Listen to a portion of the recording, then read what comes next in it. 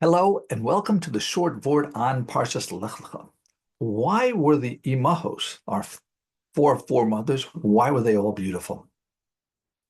So the pasuk in Perek Yud Beis, pasuk Yud Aleph says, "Hinena yadati." Avraham tells his wife Sarah as they're approaching Egypt, "Now I know ki isha yefas mara at," that you are a beautiful woman. So we see that the Imahos were beautiful, but why is it now that he recognizes her beauty? We'll get to that later. The Sefer Yefei Torah on Midrash Rabba Shir Hashirim tells us why is it that the Imahos were so beautiful? Because the Avos were so involved with the spirituality that they weren't paying attention to beauty. Avraham didn't marry Sarah because she was pretty. He married her because of her midos tovas. He was so involved with spirituality that Hashem and Yitzchak and Yaakov, that they had to have such high level of beauty that would create a taiva for these people to distract them from spirituality in order to have the relationships with their wives. Similarly, it says about Shlomo Hamelech, King Solomon, that the reason he had to have so many wives was because he was so involved with the spiritual chachma that he had, his great religious wisdom, that he needed a cumulative amount of beauty in order to stimulate his desire for this world. The Gemara in Baba Basra, Daf Nun Ches Amud Aleph, says, "Hakol b'fnei Sarah kof b'fnei Adam." Everyone compared to Sarah, every woman was like a monkey compared to a human being, and Sarah b'fnei Chava kakof b'fnei Adam. And likewise, Sarah compared to Chava, Eve, was like a monkey compared to a person. The Gemara in Masechtas Megillah, Daf Tes Vav Amud Aleph says, "Arba nashim yefifios ba'olam." There are the four most beautiful women in the world. History: Sarah, Rachav, Abigail, and Esther. Those were the four main women.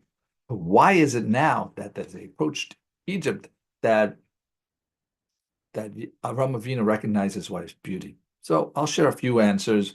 One is the fact that when you're traveling, you're not wearing your best outfits, you're more casual, so you don't look as good.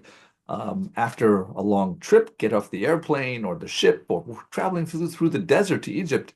So then you're just going to be exhausted and tired and you're not going to look your best. But Sarah still looked awesome, and therefore he recognized her greatness. Also, the fact, as we mentioned last week's short Vort on Noach, that a person's action or the neighbor's actions or the community's actions, they all have an influence on someone. So as they approach ever closer to the moral country of Egypt, that's when there was a certain desire that was stimulated that in Avraham Avinu, that he recognized, oh, you're beautiful. He knew beforehand, but now he was recognizing it more because of that influence.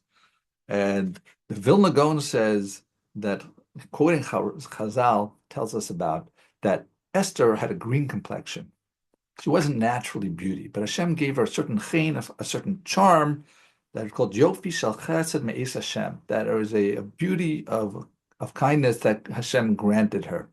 So until now, until this traveling that would make Sarah not look so good, and also they were entering a sakana, and when there's a danger, that takes away that Yofi Shel Chesed wears away, and the person won't look so good. But someone who has a natural beauty, even in a makam sakana, like when they're entering towards Israel, and Sarah and Rivka's lives Sarah and Avram's lives are at risk of bad things happening. So the fact that she still looked good, he realized, oh, it's not just that she was a beauty of chesed, but she has a natural beauty. Now, I mentioned before that in Gemara Megillah that there's four women who were most beautiful: Sarah, Rachav, Abigail, and Esther. But if even Sarah was like a monkey compared to Chava, how come Chava wasn't listed? So I'm not sure if this is my own idea or I saw it somewhere else, but I think she wasn't. You can't compare someone who's born from a woman to someone who's born directly created, actually, by Hashem. When you're created directly by Hashem, you're going to have incomparable beauty, which brings us to our last points here, where, according to Marzu commentary on the Midrash, this is from the Artscroll, it says that Sarah's beauty was comparable to that of Eve, but it was not truly equal. Meanwhile, the Nezer HaKodesh, Rav Moshe Rosen, 1870 to 1957 in Poland, he maintains that Sarah's beauty actually exceeded that of Eve. However, these two opinions contradict the Gemara in Bava Basra that said Sarah was like a monkey compared to Eve's human being.